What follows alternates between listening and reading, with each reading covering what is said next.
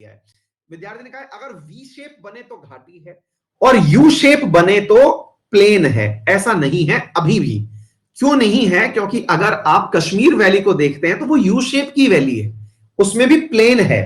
मैं कश्मीर गया हुआ हूं, कश्मीर में बिल्कुल प्लेनर जगह है, मतलब जहां पर ये वुलर लेक है जिसमें मतलब जो उसमें रुकते हैं जाकर के बोट हाउस में, बिल्कुल प्लेनर जगह पे, झील ढलान पे थोड़ी हो सकती है, बिल्कुल प्लेनर जगह है। प्रॉपर लोग मतलब जमीन पे रहते हैं, समझ गए? कुल्लू में भी बिल्कुल प्लेन पर रहते हैं, ठीक है ना? अच्छा, अब ये जो चीज है मेरे प्यारे, अरे भाई साहब माफ कर दो, कुछ लोग मेरे जैसे चश्मा ले चुके हैं, कुछ लोग मेरे जैसे दाढ़ी कटा चुके हैं, कुछ बाल बनवा चुके हैं। भैया मेरी तरह पढ़ लो, बाकी सब चीजें अच्छी लगेंगी, आप जैसे हो वैसे अच्छे लगोगे। पढ़ने पे आ जाओ यार, मैं इतना ध्यान हटाने की कोशिश कर रहा हूं। एक मेरी घड़ी के पीछे पड़ा हुआ है, मेरे को मेरी घड़ी के बारे में भी नहीं पता है। ये एप्पल वॉच 6 है, बहुत देर से पूछ रहा है भाई ये एप्पल वॉच 6 है कि कौन सी है, जीपीएस प्लस कॉल वॉल सब होते हैं, वो है ये कुछ है 55-60 हजार रुपए टाइप की। हो गया इलाज? हद है यार। और ये दाढ़ी मैं बचपन से रखता हूं, जब से उगी है तब से ऐसी ही है। कटिंग हर 7 दिन में करा लेता हूं, चश्मा मैंने पहन रखा है। हो गया, अब पढ़ ले। तब से यार दे कमेंट, दे कमेंट, दे कमेंट। डन। हाँ, शेविंग भी जब से मेरे उगी है ना तब से ऐसी होगी। हो गया, पढ़ लो यार। मेरा ध्यान, मैं बड़ी मुश्किल से कंसेप्ट समझा रहा हूं, यहां कमेंट कुछ और ही चल रहे हैं। भाई साहब आप जैसी सेविंग रखनी है, भाई साहब आप जैसी कटिंग रखनी है, आ जाओ यार। हाँ जी, आ जाओ। तो मेरे प्यारे साथियों ये बात समझने का प्रयास करो, क्लियर हो गया? हाँ जी, तो ये क्या है, इधर की तरफ देखो। मैंने आपसे कहा प्लेनर जो स्पेस है, तो अब जो वैली वाला क्षेत्र होता है ना, उसमें तो ये कंफर्म है कि दूसरी तरफ भी पहाड़ी होगी। लेकिन जो मैदानी इलाका होता है उसमें कंफर्म नहीं है कि दूसरी तरफ भी पहाड़ी होगी। अर्थात एक पर्वत बना हुआ है, इसकी वजह से नदियों का पानी बह करके आया और ये समतल जमीन ही रहा, यानी कंपलसरी नहीं है। जैसे मैंने आपसे कहा ना, ये वाली जो जगह बनी, दूसरी तरफ पहाड़ी हो, ये कंपलसरी नहीं है। अब आ गई बात समझ में? बेसिन अलग चीज होती है। बेसिन क्या होता है वो भी सीख लो। बेसिन होता है जहां से नदी पानी एकत्रित करती है। बेसिन क्या होती है?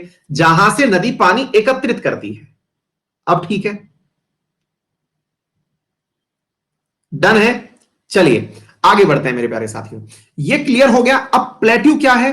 दो पहाड़ियों। तो हमारे क्या था यहां पे बच्चों, ये वेस्टर्न घाट था, ये वेस्टर्न घाट, अरावली, इधर की तरफ ईस्टर्न घाट। इधर देखो, मतलब बहुत बेसिक तरीके से समझो।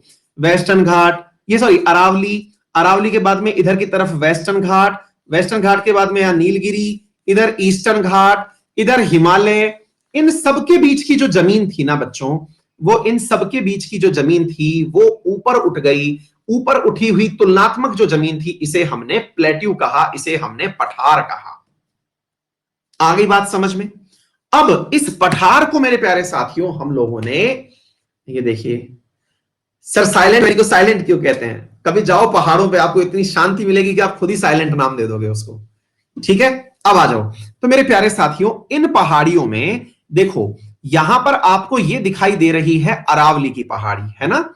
अब एक बार इनके सबके नाम याद कर लेते हैं, और इन सभी प्लेट्यूज में से कहीं ना कहीं, है ना, कहीं ना कहीं मेरे प्यारे साथियों क्या निकल रही हैं? नदियां निकल रही हैं, उनकी भी हम बात कर लेते हैं, आते हैं, देखते हैं। मेरे प्यारे साथियों ये अरावली रही जो कि गुजरात के पालनपुर से निकलती है और दिल्ली की रायसीना हिल्स तक जाती है। ठीक है, अधिकांश हिस्सा इसका राजस्थान में जाता है, जिसकी सबसे ऊंची चोटी गुरु शिखर पर्वत है, सीकर जिले में और सिरोही जिले के अंदर स्थित है। ठीक है सर। अब इस अरावली पर्वत से, अब दिशाओं का ज्ञान तो आपको हो ही रखा है, ऊपर नॉर्थ, नीचे साउथ, राइट में ईस्ट, लेफ्ट में वेस्ट।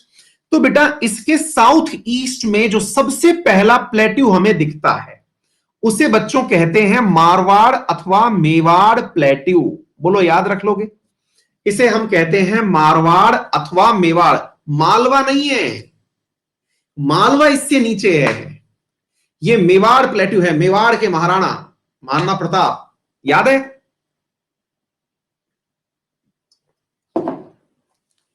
ठीक है बेटा।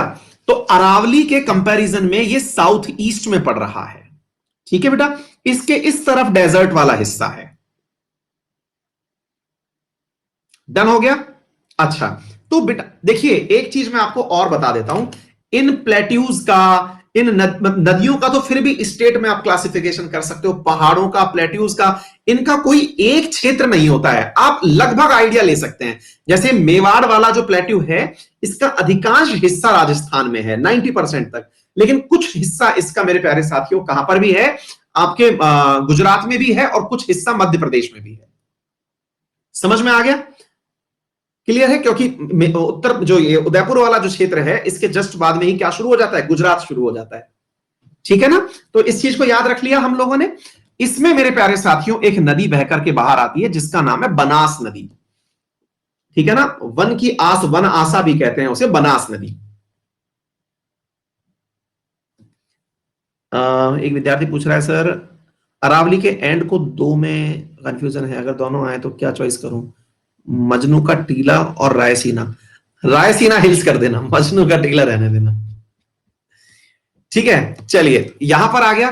तो उम्मीद है आपको यह वाली बात समझ में आ गई होगी।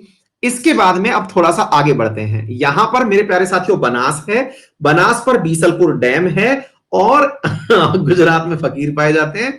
हाँ जी, और क्या बोलते हैं, बनास जो है उस पर मेरे प्यारे साथियों बीसलपुर डैम है, जो कि राजस्थान की, हमारे राजस्थान की सबसे बड़ी पेयजल परियोजना है। ठीक है ना? टोंक के अंदर है। डन हो गया। ये मतलब आगे चलेंगे, हम डैम भी पढ़ाएंगे अलग से, लेकिन फिलहाल के लिए इतना पढ़िए। अब इसके बाद में मेरे प्यारे साथियों इधर देखते हैं, मालवा प्लेट्यू। मालवा, आपने कल परसों अगर मेरे द्वारा एक न्यूज सुनी थी, तो मैंने आपको होशंग शाह का बारे में बताया था, कुछ याद है? होशंगाबाद का नाम बदल करके नर्मदापुरम किया जा रहा है, याद आ रहा है? होशंग शाह जो हैं वो मालवा किंगडम के राजा हुआ करते थे। मांडू में उनका क्या बना?